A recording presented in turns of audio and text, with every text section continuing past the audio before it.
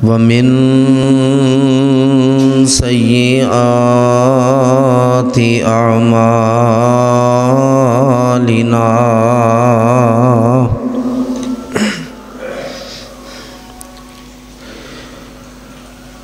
من يهده الله فلا مضل له ومن يضلله فلا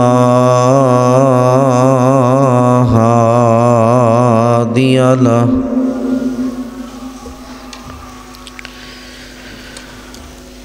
ونشهد أن لا إله إلا الله وحده لا شريك له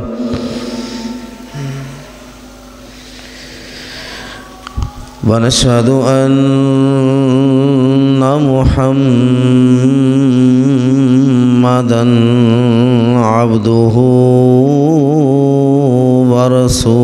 ورسوله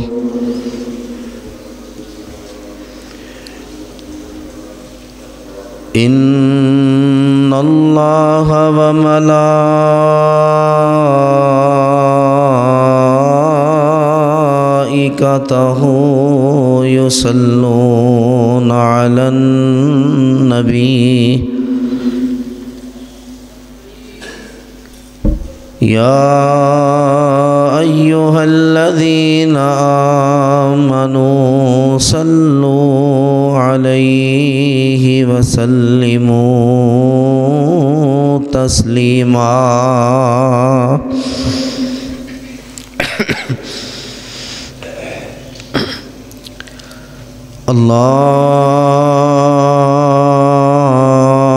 اللهم صل على محمد وعلى آل محمد صلی اللہ علیہ وسلم كما صليت على إبراهيم وعلى آل إبراهيم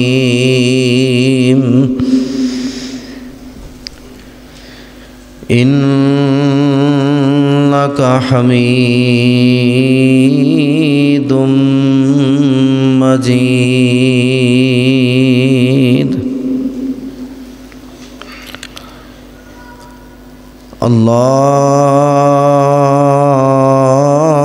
اللهم بارك على محمد وعلى آل محمد صلی اللہ علیہ وسلم كما باركت على إبراهيم وعلى آل إبراهيم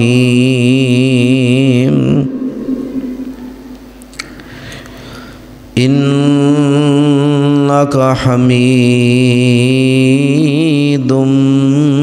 مجيد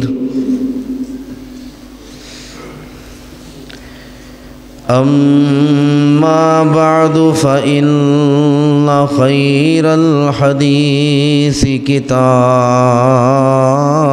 الله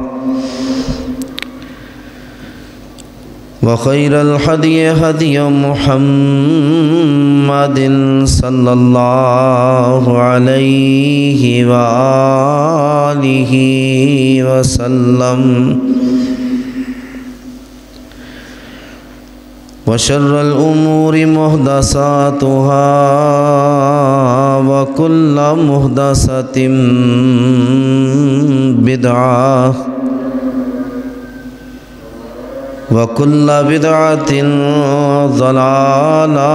وكل ضلالة في النار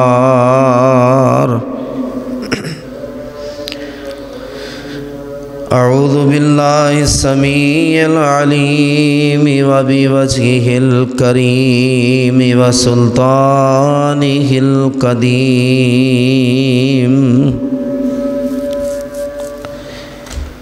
من الشيطان الرجيم بسم الله الرحمن الرحيم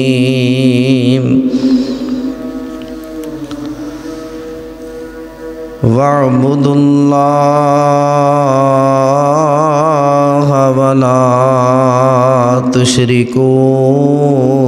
بِهِ شَيْئًا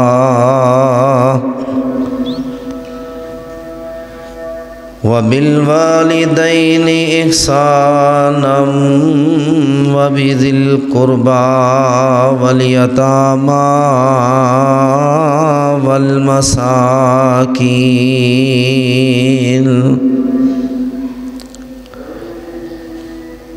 والجار ذي القربى والجار الجنب والصاحب بالجنب وابن السبيل وما ملكت أيمانكم إن الله لا يحب من كان مختالا فخورا صدق اللہ العظیم۔ ہر قسم کی حمد و ثنا، تعریفات، تسبیحات، تمجیدات، بڑائی، کبریائی، تنہائی، بادشاہی، شہنشاہی اللہ وحدہ لا شریک کی ذات اقدس و اکمل کے لائق ہے، جو ہم سب کا پالنے والا ہے، ساری کائنات کی مخلوقات کا ایک اکیلا تنہا مشکل کشا اور حاجت روا ہے، جو ہمارا داتا ہے، روزی رساں ہے، مالک الملک ہے، علی کل شیء قدیر ہے۔ حمد و ثنا کے بعد بے شمار لا تعداد ان گنت بے حد و حساب درود و سلام ہوں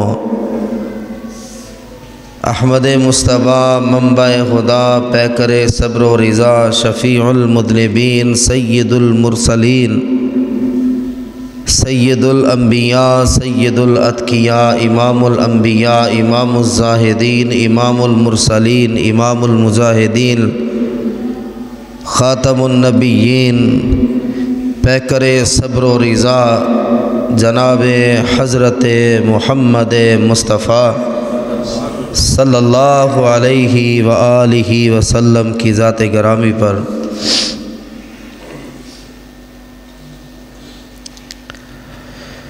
میرے عزیز بھائیوں،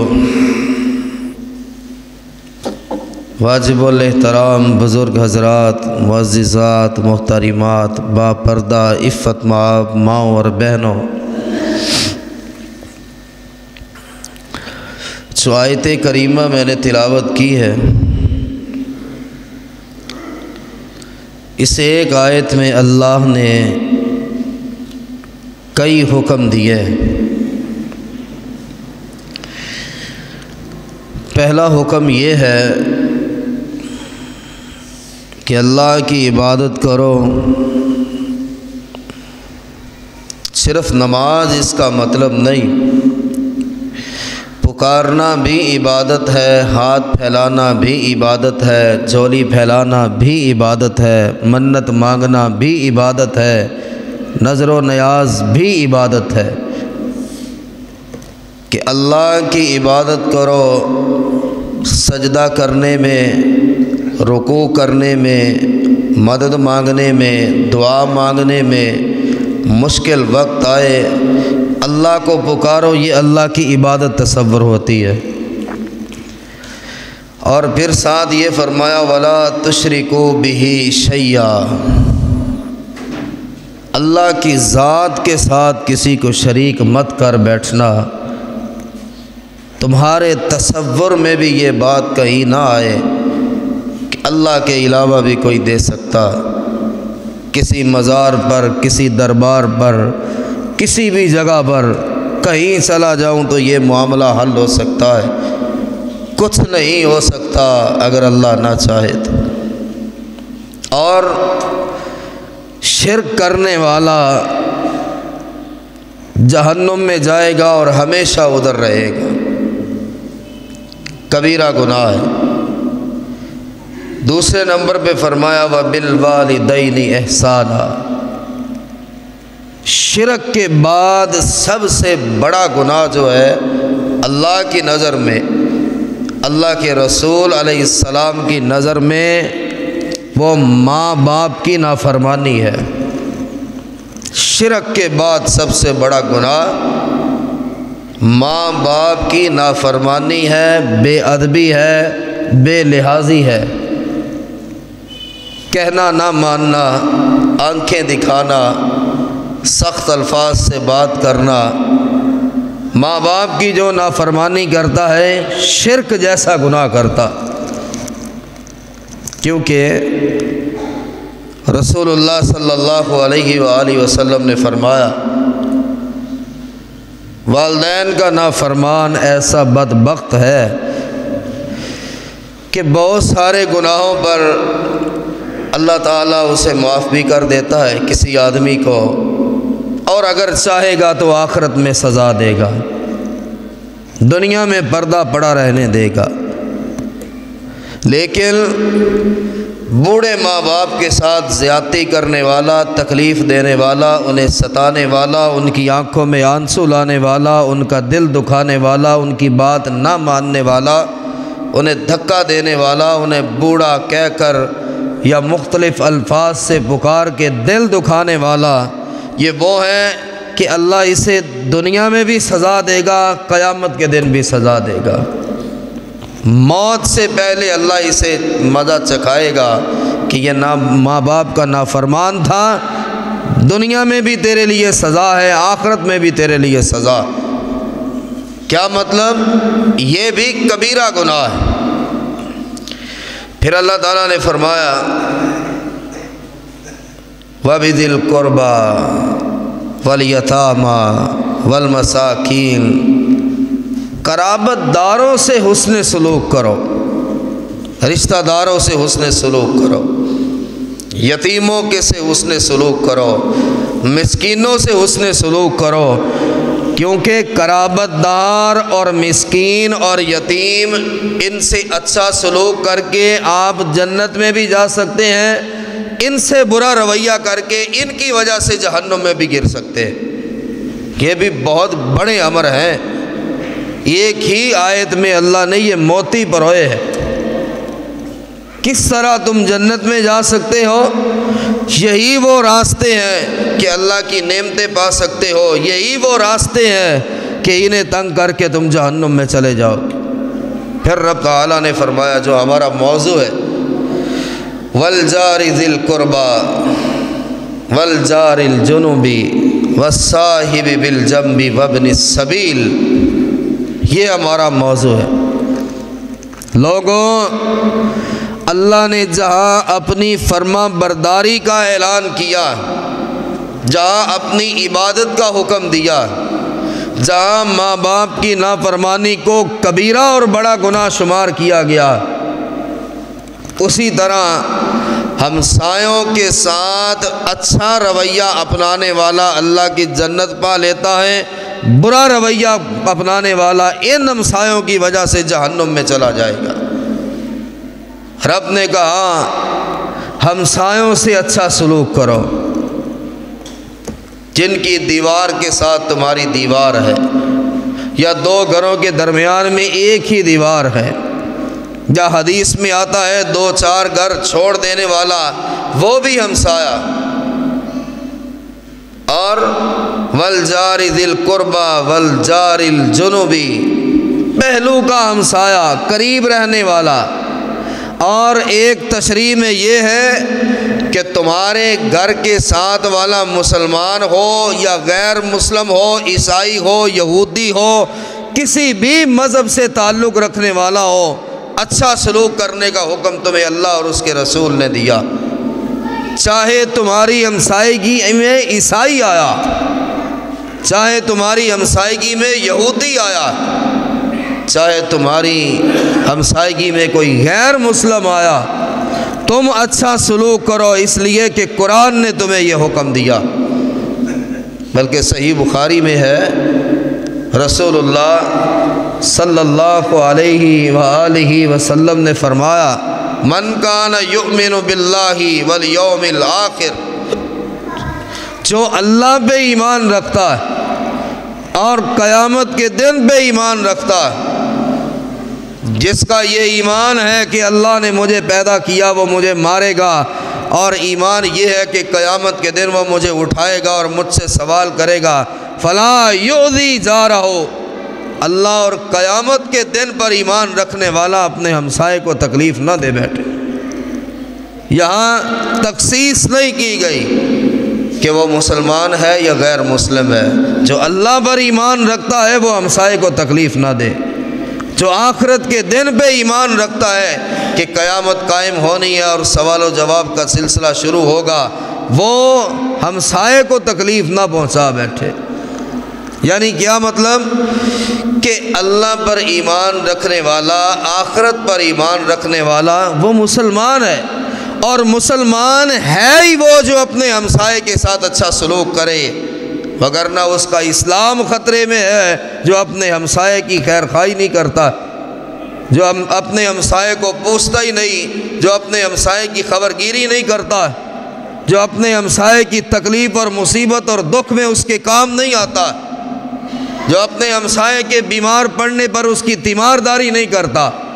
جو اس کے گھر میں کسی آفت کے آنے پر یہ کہتا ہے کہ ہماری تو اس کے ساتھ بول چال ہی نہیں، ہمارا تو اس کے گھر آنا جانا ہی نہیں ہے، ہم نے تو کبھی لنک ہی نہیں رکھا، ہم تو ایسی ٹاپ کالونی میں رہتے ہیں کہ جی وہ اتنا زبردست وہ کالونی کاٹی گئی ہے، بڑی بڑی کوٹھیاں، بڑے بڑے گھر، کسی گھر کو کسی گھر کے ساتھ کوئی تعلق نہیں۔ آج کے دور میں یہی ہو رہا ہے، فلاں جگہ پر ایک کالونی کاٹی گئی ہے، فلاں جگہ پر ایک بہت بڑی کالونی کاٹی گئی، بڑے اچھے گھر بنے، بڑے امیر لوگ رہتے ہیں، یہ ساتھ والا کون ہے پتہ نہیں جی۔ اس کالونی کا سیٹ اپ یہ ہے کہ کسی گھر کو کسی گھر سے کوئی تعلق نہیں، یہ تو شریعت کے خلاف ہے، یہ تو اسلام کے خلاف، یہ تو قرآن کے خلاف۔ رسول اللہ صلی اللہ علیہ وسلم فرماتے ہیں، صحیح بخاری کی روایت، کہ جبریل مسلسل مجھ پر وحی لے کر آتے رہے اور مسلسل پڑوسیوں سے اچھا سلوک کرنے کی وصیت کرتے رہے۔ کیا مطلب ہے؟ جبریل جب بھی وحی لے کر آتے تھے ساتھ یہ کہتے تھے، اللہ کے رسول ہمسایوں سے اچھا سلوک کرے۔ قرآن کی کوئی آیت لے کر آئے، ساتھ یہ حکم دیا، اللہ کے نبی ہمسایوں سے اچھا سلوک کرے۔ یعنی ایک اندازہ کریں کہ جبریل وحی لے کر آتے اور ہمسایوں سے اچھا سلوک کا کہتے، کہ جتنی دیر میں قرآن اترا ہے، جتنی دیر میں جبریل آئے اور جتنے سال آئے، ہر بار ساتھ ہمسایوں کے ساتھ اس نے سلوک کا پیغام لے کر آئے۔ اب اندازہ کریں ہمسایہ اللہ کی نظر میں کیا، اللہ کی نظر میں کیا ہے، کہ جسے ہم پوچھتے رہی اور ایک مدت گزر گئی شاید کہ اس کے گھر میں کوئی چیز بھیجی ہو، کھانا اچھا بنایا اور دل میں آیا ہو قرآن بھرا پڑا ہے، حدیث بھری پڑی ہے،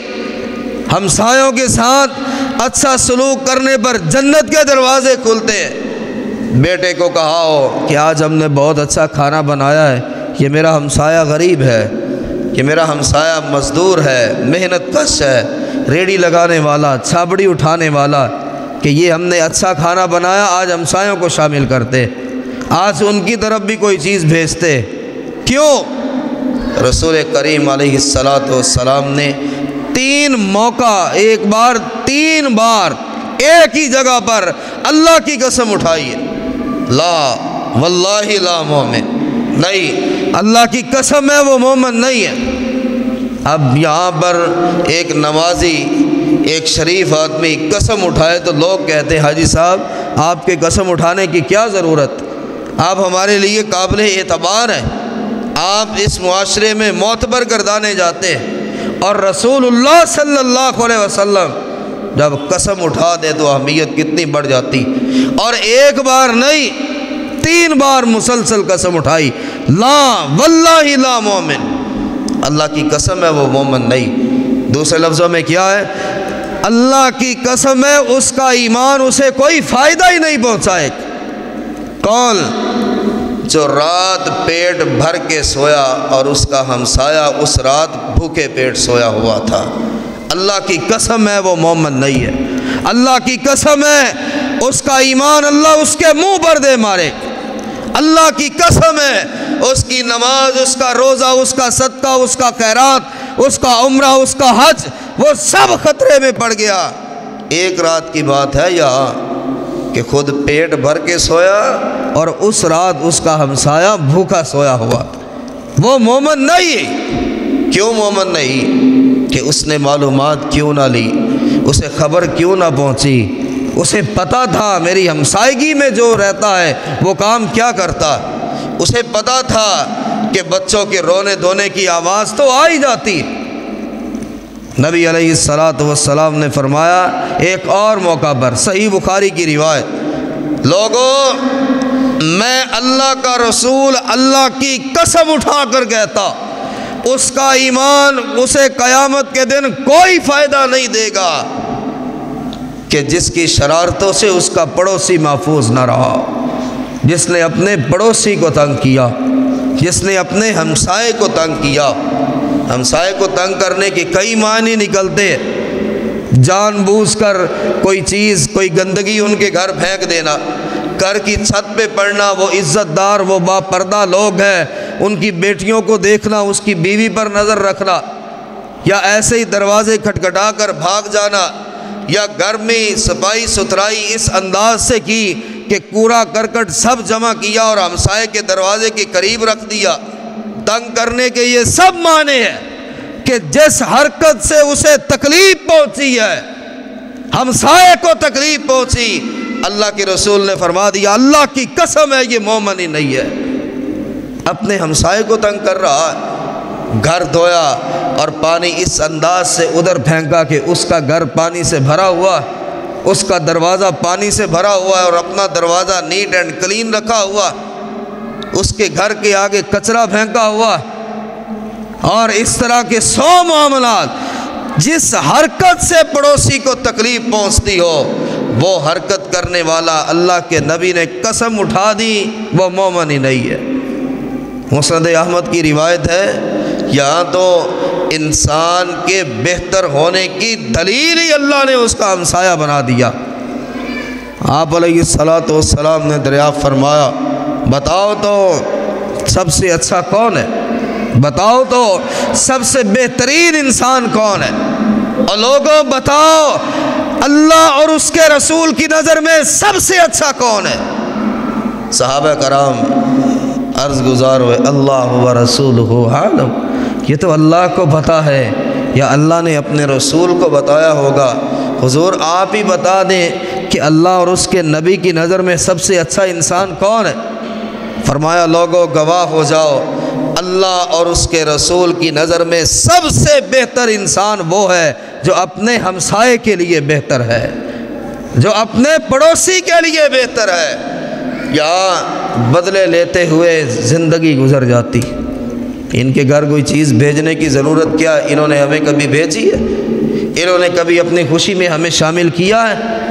انہوں نے کبھی کوئی چیز بھیجی ہے، کوئی ہدیہ دیا ہے، کوئی تحفہ دیا ہے، یار انہوں نے کبھی نہیں کیا تو ہم کیوں کریں۔ اگر اس نے اچھا سلوک نہیں کیا اور اس کا ایمان خطرے میں،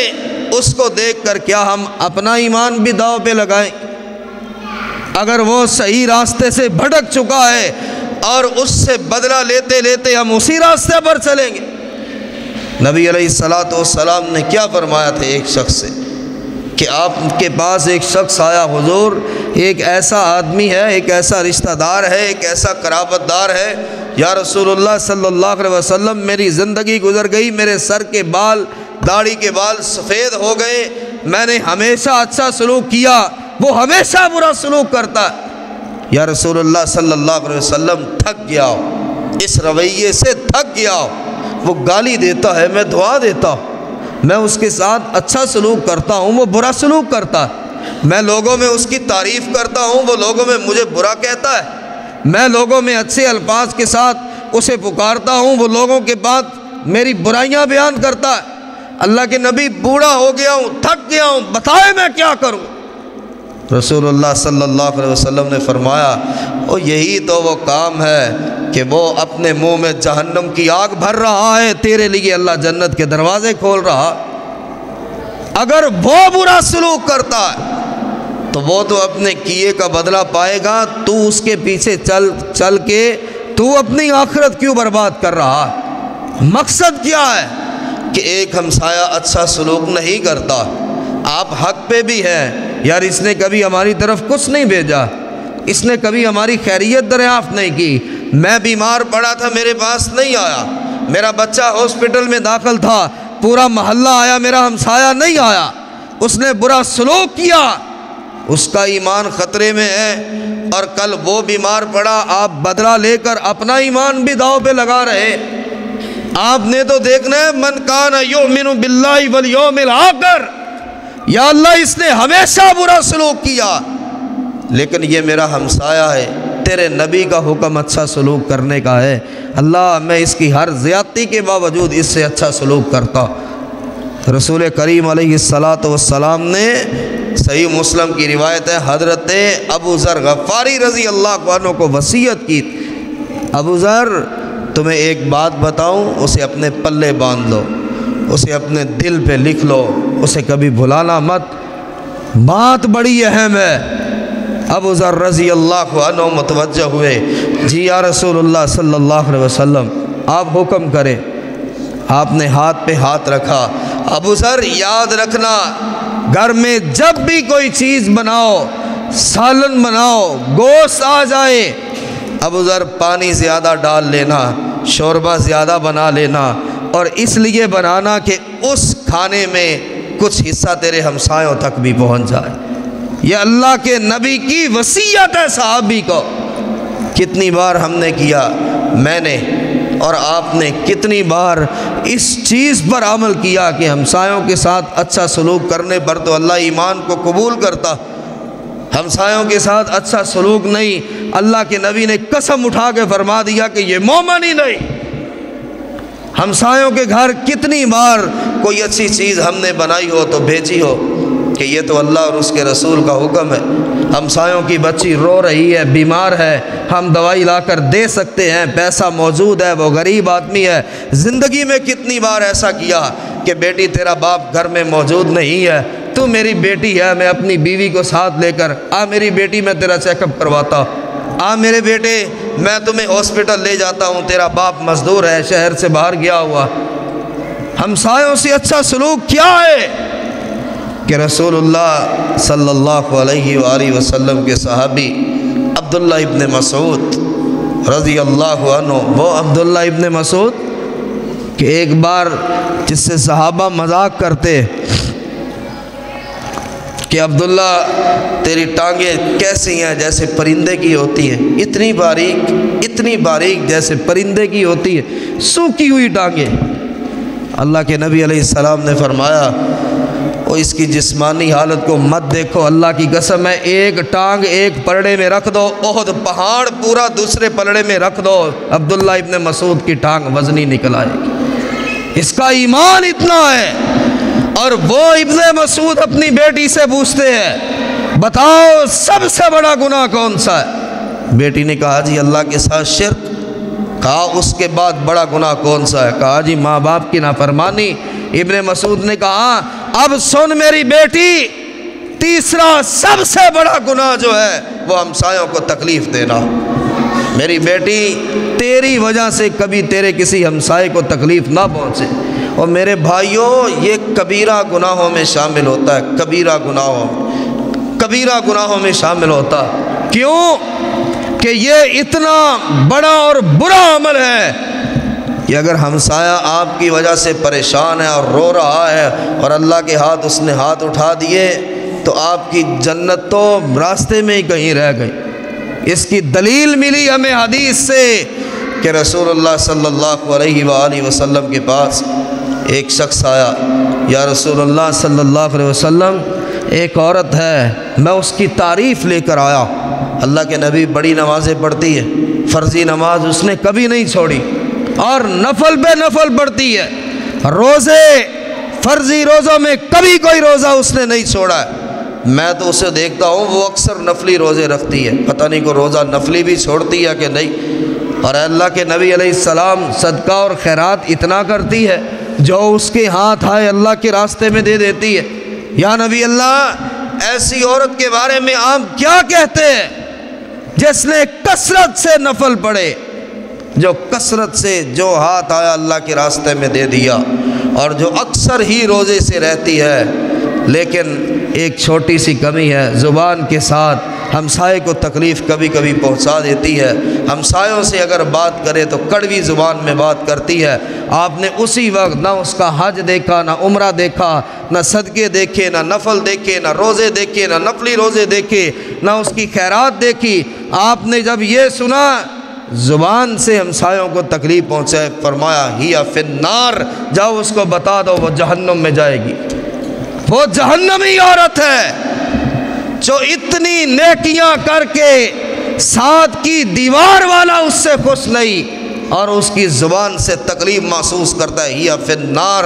بتا دو اس کو جا کے اللہ نے اس کے کسی عمل کو بھی قبول نہیں کیا۔ ہمارے ارد گرد کتنے ہمسائے،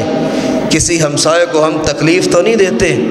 اس کا چھوٹا سا بچہ کھیلتا ہوا ہمارے گھر میں آ جائے، ہم اس کے منہ پہ تھپڑ تو نہیں مارتے، ہم اسے اس کے باپ اور اس کی ماں کو گالی دے کر اس بچے کو گھر سے باہر تو نہیں پھینکتے۔ اگر ان کا کوئی بچہ کھیلتا ہوا ہمارے گھر میں آ جائے، بچے چھت پہ کھیل رہے ہیں، بال نیچے گر گئی، ہم نے رویہ تلخ تو نہیں اپنایا، ہم نے گالیاں تو نہیں دی، ہم نے ان کا دروازہ پیٹا تو نہیں جا کر، یا ہم نے ان کے بچوں کو 10 گالیاں دے کر منہ پہ تھپڑ لگا کر تو نہیں بگایا۔ کوئی ایسا عمل جس سے آپ کا ہمسایہ آپ سے دکھی ہوا، اللہ کے نبی کی حدیث ہے صحیح بخاری صحیح مسلم میں، آپ نے فرمایا اللہ کی قسم ہے وہ مومن نہیں ہے جس نے اپنے ہمسائے کو تنگ کیا۔ اور دونوں ہمسایوں کو ہی چاہیے، ایک دیوار والے کا یہ حق نہیں، یہ دوسری دیوار والے کا حق بھی ہے۔ کیوں؟ صحیح بخاری میں ایک حدیث کلیئر طور پہ آتی، جہاں تو ہے کہ ٹھیک ہے وہ بہترین آدمی ہے جو ہمسائے سے اچھا سلوک کرتا ہے، ہاں بھائی وہ جس نے ہمسائے سے اچھا سلوک کیا اس نے بڑا اچھا کام کیا۔ ایک ہے صحیح بخاری میں رسول اللہ صلی اللہ علیہ وسلم نے فرمایا، لوگوں گواہ ہو جاؤ، جس نے پڑوسی کو تنگ کیا میں اللہ کا رسول کہتا ہوں وہ قیامت کے دن جنت میں نہیں جائے گا، جنت کا دروازہ بند کر دیا جائے گا۔ میں اللہ کا رسول گواہ ہوں، صحیح بخاری کی روایت، پڑوسی کو تنگ کرنے والا رب کی جنت میں داخل نہیں ہو سکتا۔ اب اندازہ کریں پڑوسی کی اہمیت کیا، اندازہ کریں پڑوسی کی قدر کیا، اندازہ کریں کہ پڑوسی کی ویلیو کیا ہے۔ اس کو تنگ کرنے والے کے بارے میں محمد کریم علیہ السلام نے فرمایا وہ جنت میں نہیں جا سکتا، جنت کا دروازہ اس کے لیے نہیں کھلتا۔ میرے بھائیوں، ان کے کام آنا، انہیں کوئی اچھا کھانا پکایا ان کی طرف بھیجنا،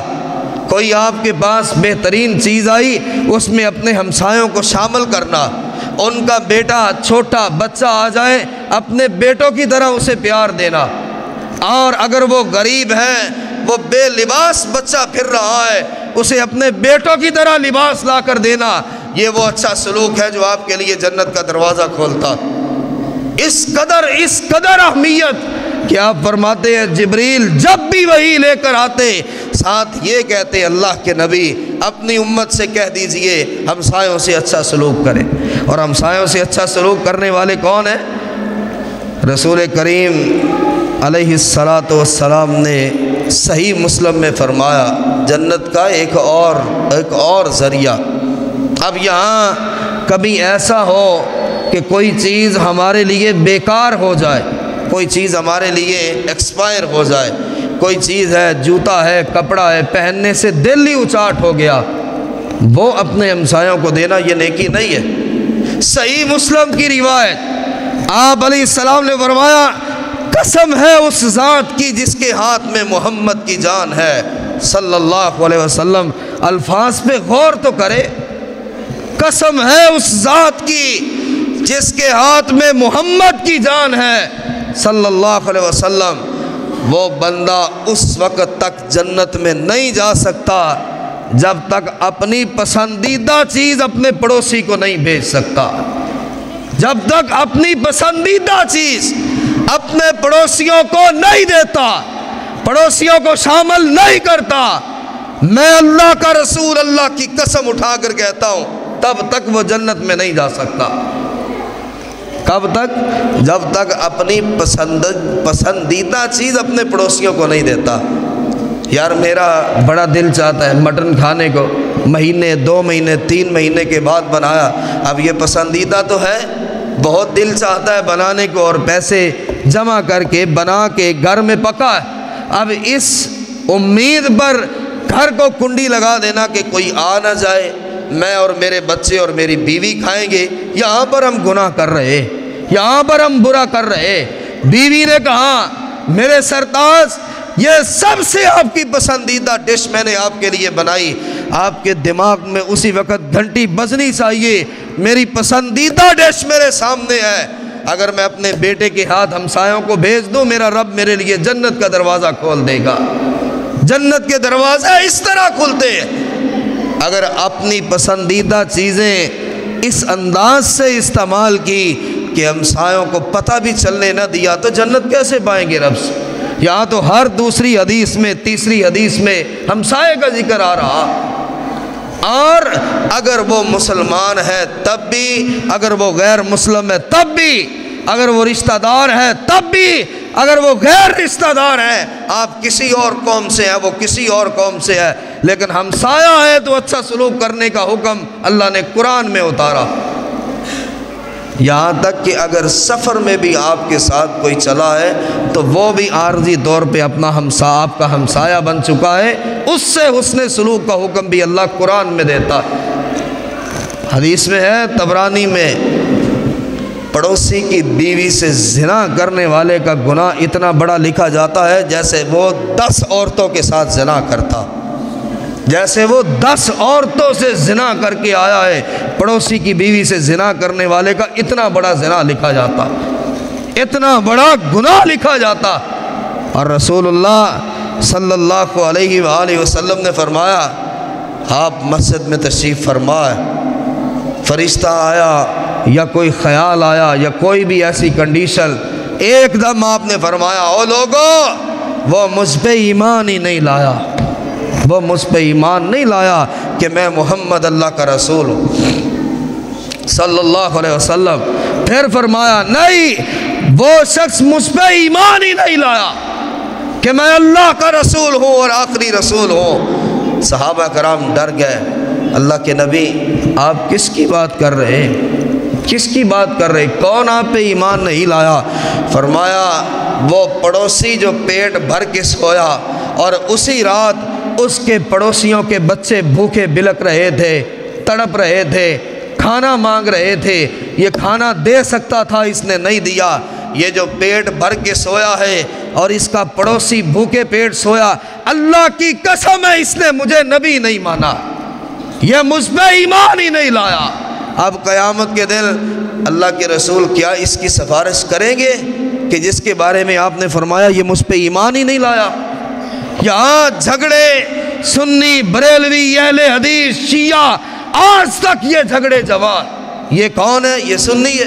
یہ کون ہے ہمسایہ؟ یہ بریلوی ہے، یہ کون ہے ہمسایہ؟ یہ تجویبی ہے، یہ کون ہے؟ یہ شیعہ ہے،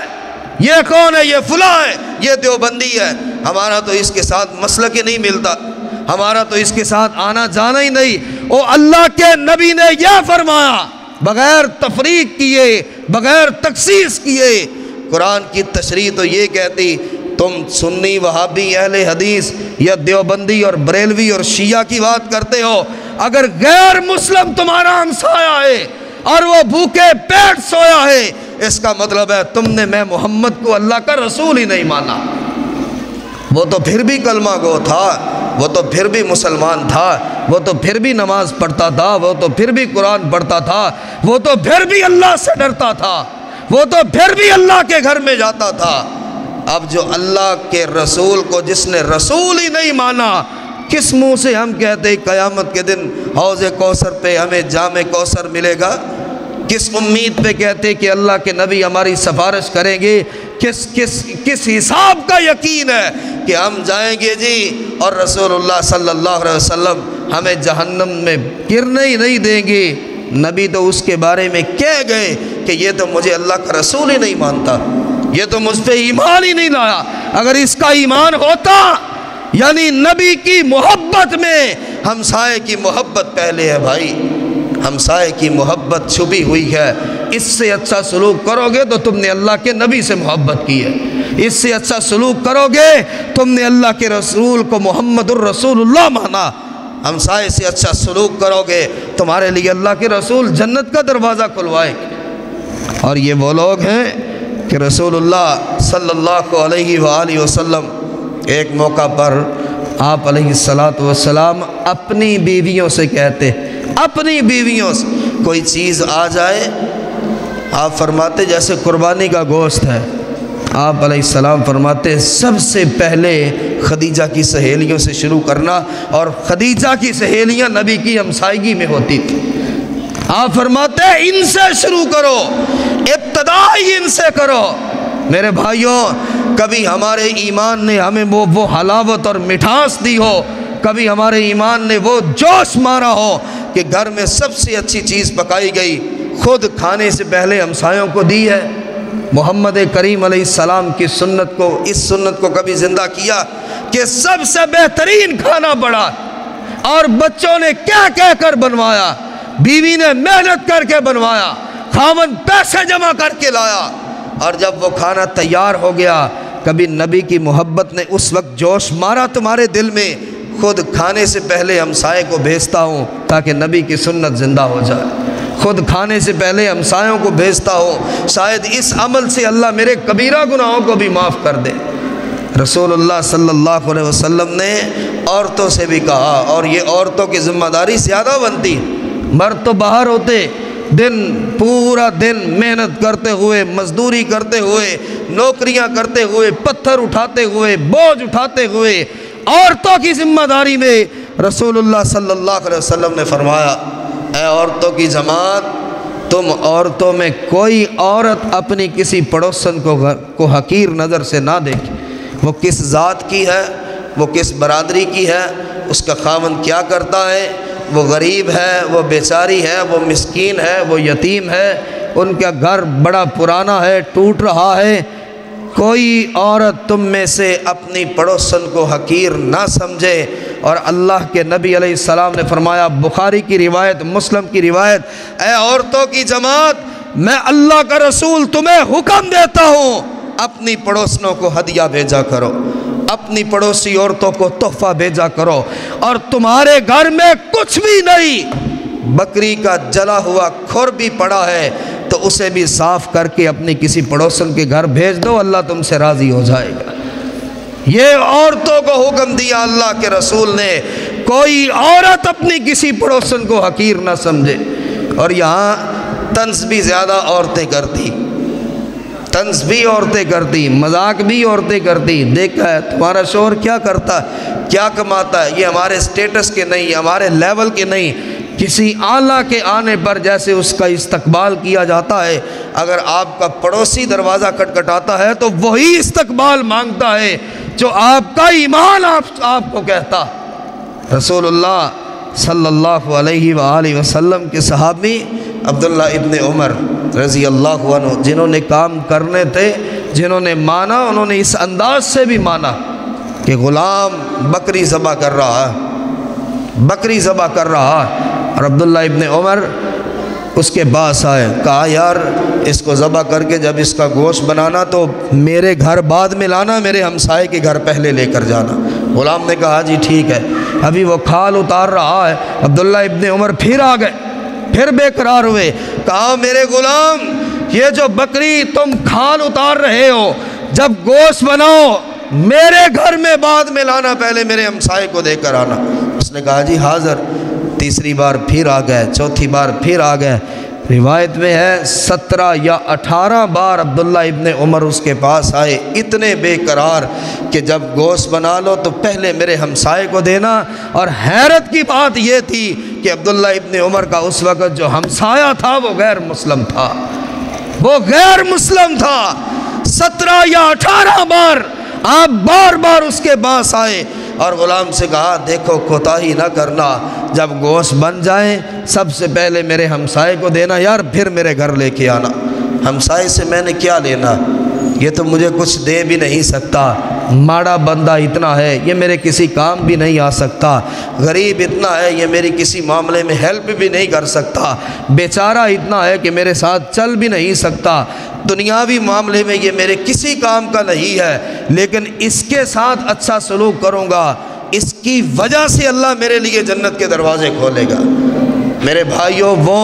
جو ہمسایوں کو تنگ کرتے، جو ان کے معصوم بچوں کو مارتے ہیں، دروازے کے سامنے کھڑے نہیں ہونے دیتے، غلطی سے ان کی کھیلتے ہوئے کوئی بال گھر میں گر جائے، یہ بڑے جھگڑے بنتے ہیں، بڑی لڑائیاں ہم نے دیکھی،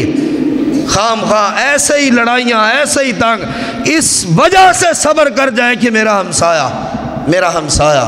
میرے ہمسائے کے بچے، ہاں محبت کے ساتھ، سلیقے کے ساتھ، پیار کے ساتھ آپ انہیں سمجھا سکتے، آپ شکایت بھی لے کر جا سکتے، آپ انہیں بتا بھی سکتے ہیں آپ کی وجہ سے ہمیں یہ تنگی ہے، آپ اس تنگی کو دور کریں۔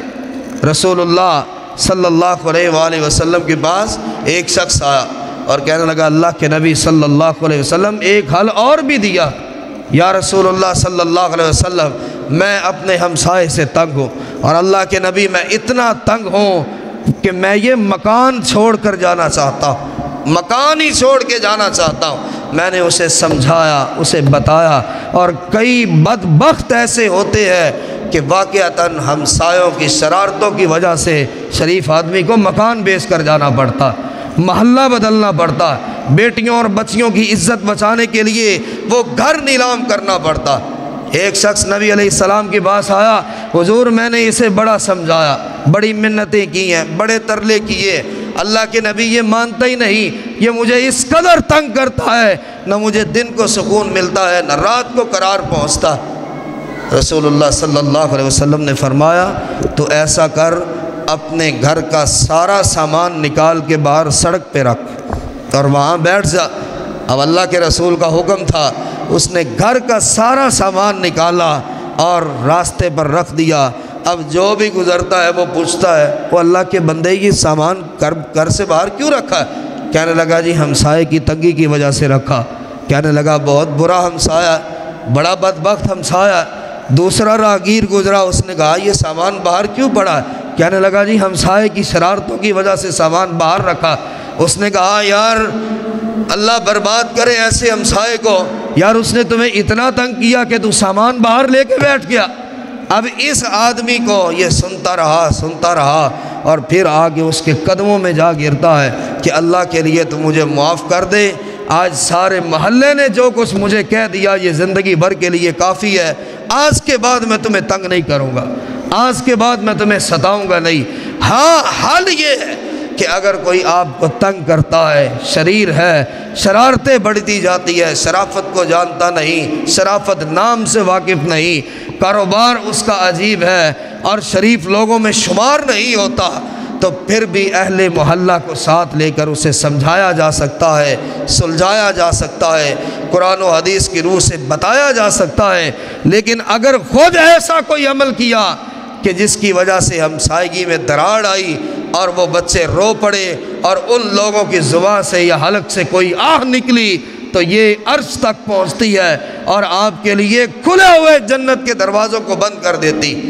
کیونکہ رسول اللہ صلی اللہ علیہ وسلم نے کئی معاملات میں قسم اٹھائے۔ عبداللہ ابن جعفر رضی اللہ عنہ دیکھ لے، وہ عبداللہ ابن جعفر جنہیں سخاوت کا بے تاج بادشاہ کہا جاتا تھا، ہمسایہ ہے